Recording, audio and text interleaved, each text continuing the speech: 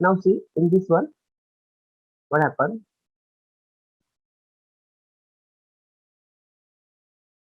जो first lesson हमारा that is set. तो सेट ही काफी इंपॉर्टेंट लेसन है, और ये क्यों इंपॉर्टेंट मैं आपको 2 मिनट बाद बताऊंगा। सबसे पहले आप देख लीजिए कि सेट में there are so many things, हम बहुत सारी चीजें सीखने वाले हैं।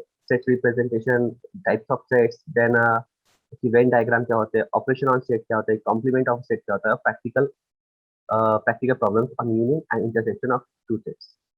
इसके बाद में टॉपिक आता है रिलेशन ऑफ फंक्शन, ठीक है। So this is also very important chapter.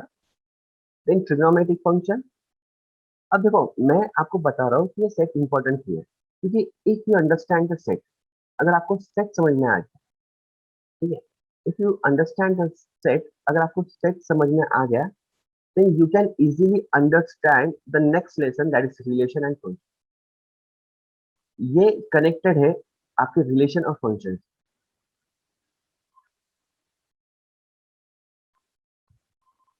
And function, completely connected है। ये कंप्लीटली कनेक्टेड है रिलेशन और फंक्शन से, ठीक है। और अगर आपको रिलेशन और फंक्शन समझ में आ गया, if you understand relation and function, तो उसके बाद में सी केयरफुली, अगर आपको रिलेशन फंक्शन समझ में आ गया, तो उसके बाद का जो चैप्टर हमारा आता है दैट इज आपको कैलकुलस समझ में आ जाएगा, ठीक है। अब ये कैलकुलस क्या है? तो कैलकुलस के लिए sets, and after that you will understand the relation and function,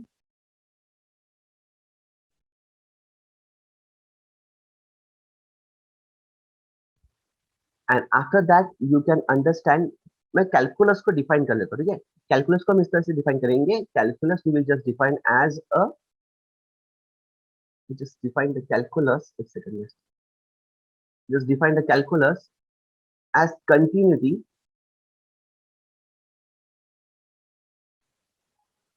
and differentiability।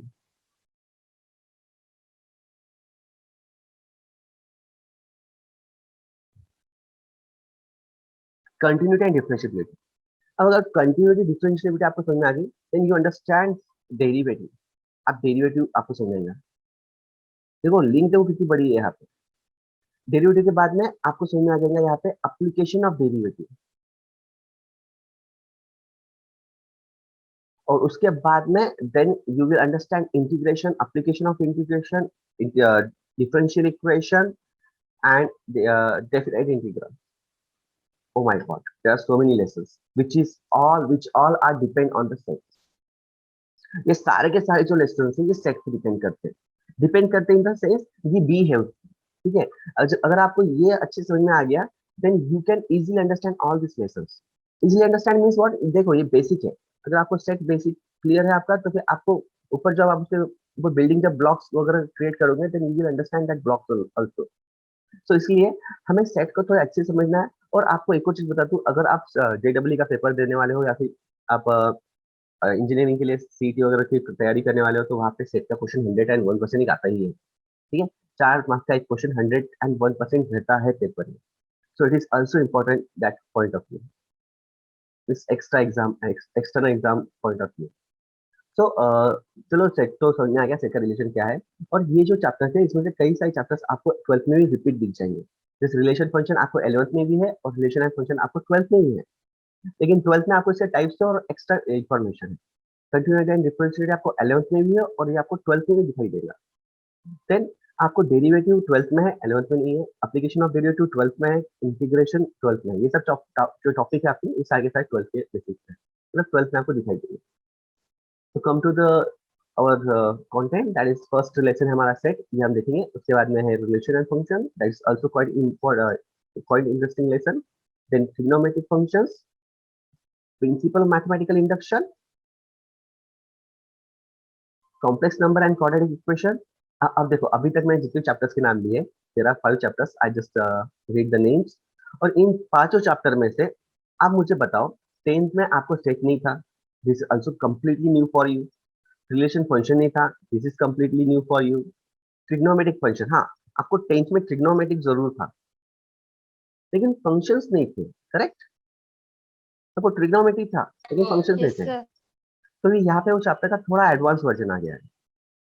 उसके बाद में principle of mathematical induction, this is completely new for you and as well this is very very simple chapter. अगर मैं आपको ये बताऊंगा तो ये 2 या 3 दिन का चैप्टर है इसमें, तो ये बहुत सिंपल है। After that after that complex number and quadratic equation, ये थोड़ा सा आपको रिलेट करेगा 10th के चैप्टर्स के साथ में।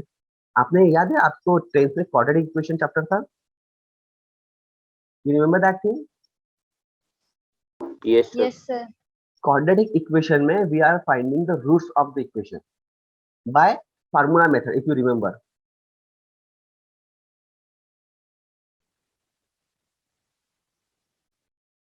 वो फार्मूला मेथड में हम एक डिस्क्रिमिनेंट नाम का एक टॉपिक था हमारे पास में, discriminant, if you remember that, जिसे हम ट्राइंगल से रिप्रेजेंट करते हैं, या तो फिर हम उसको मैं आपको डायरेक्ट इसमें ये बोल देता हूँ, that is square root of B square minus 4ac,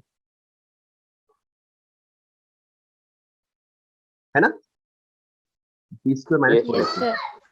तो वहां पे आपने देखा था डिस्क्रिमिनेंट के अंदर कि अगर if the value of the discriminant that is B square minus 4ac is greater than 0, if it is greater than 0 then the roots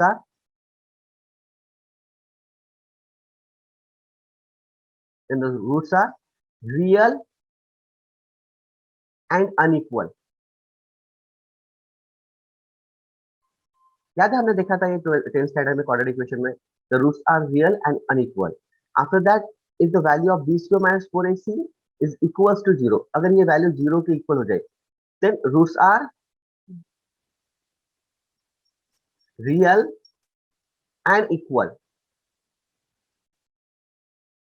But when the value of b square minus 4ac is less than 0, then the roots are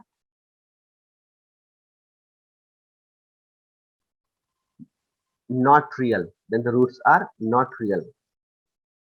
Not real का मतलब क्या होता है? It is complex.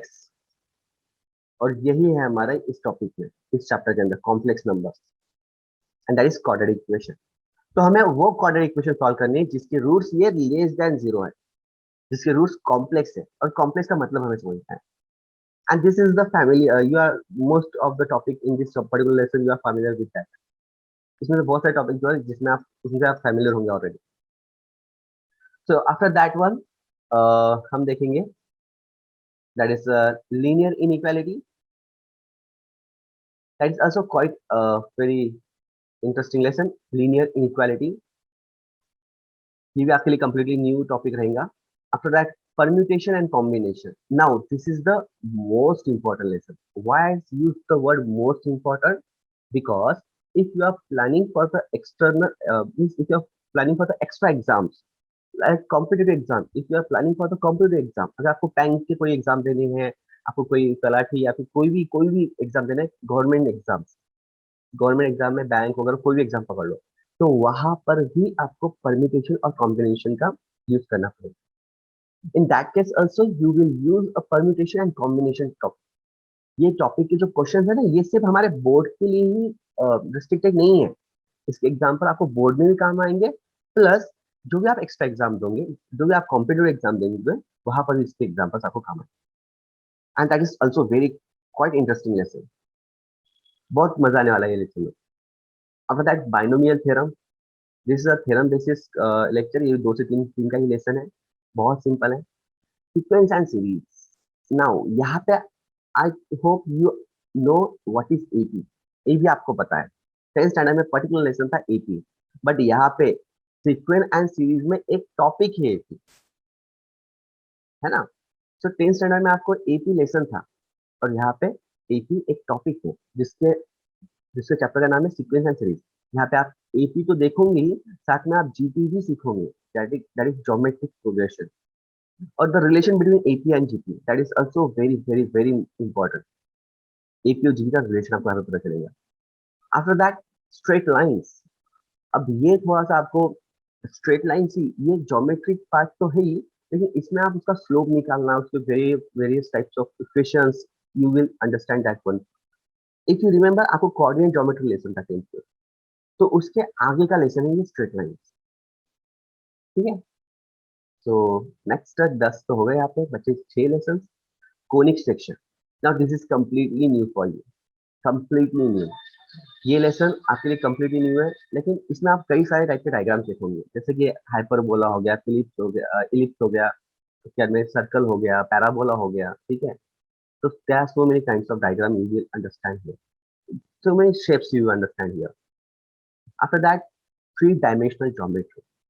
अब एक बात ध्यान में लो, थ्री डायमेंशनल ज्योमेट्री जो है ये आपको 11th में भी है और प्लस आपको 12th में भी है।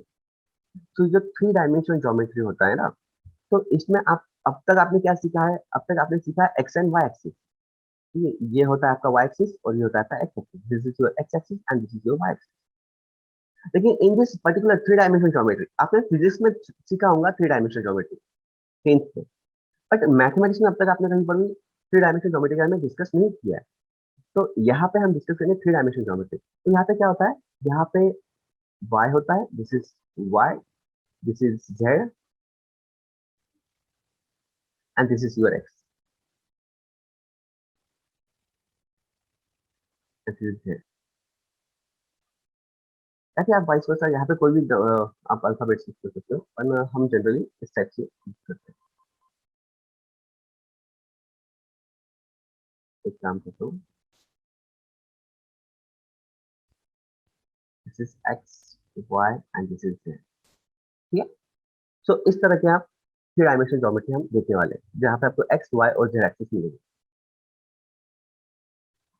After that, limit and derivative. Now I just said that continuity and differentiability, तो उसका एक बेसिक कॉन्सेप्ट है लिमिट एंड डेरिवेटिव। अगर आपको सेट समझ में आ गया ना, तो आपको लिमिट और डेरिवेटिव भी ज्यादा कठिन नहीं जाने वाला है, क्योंकि ये उससे ही रिलेट करता है, limits and derivative. Continuity and differentiability का पहला पार्ट आता है limit and derivative. So you have to understand this lesson, because see 12th standard में क्या हो रहा है, 12th स्टैंडर्ड में 40% जो पेपर आता है, 40% of the complete paper is completely depend on the calculus। ये completely calculus पे डिपेंड करता है, और कैलकुलस में आपका आता है derivative, integration, application of derivative, application of integration, differential equation, ये सारे के सारे आते हैं आपके कैलकुलस में। तो ये 40% सिलेबस कवर करता है 12th का। सो अगर ये आपको 40% सिलेबस अगर आपको चाहिए, तो आपको ये टॉपिक समझना बहुत जरूरी है, that is limit and derivative. Then mathematical reasoning, तो यहाँ पे तो आपको सेंटेंस बनाना या फिर उसकी रीजनिंग वगैरह सिंपल सा कॉन्सेप्ट है और इंटरेस्टिंग है, कुछ नया आपको सीखने मिलेगा। Plus statistics. अब एक बात आपको मैं क्लियर कर दूं, स्टैटिस्टिक्स आपको 11th में है, लेकिन 12th में आपको स्टैटिस्टिक्स नहीं है। It is not in 12th standard, completely remove हो चुका है 12th स्टैंडर्ड में से स्टैटिस्टिक्स। हाँ, बट जेडब्ल्यू में इसके क्वेश्चन वगैरह कुछ ना कुछ आते हैं। सो ये हमें एक्सटर्नल पॉइंट ऑफ व्यू या फिर जेडब्ल्यू के पॉइंट ऑफ व्यू से काम आने वाला है, बट 12th के बोर्ड एग्जामिनेशन में स्टैटिस्टिक्स नहीं है। आफ्टर दैट,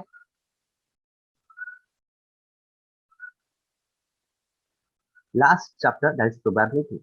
हाँ, 12th में आपको प्रोबेबिलिटी है, स्टैटिस्टिक्स नहीं है, लेकिन 12th में आपको प्रोबेबिलिटी जरूर है, और काफी बहुत अलग लेवल की प्रोबेबिलिटी है। दैट इज आपको कंडीशनल प्रोबेबिलिटी है, एंड आपको बहुत इंटरेस्टिंग प्रोबेबिलिटी है।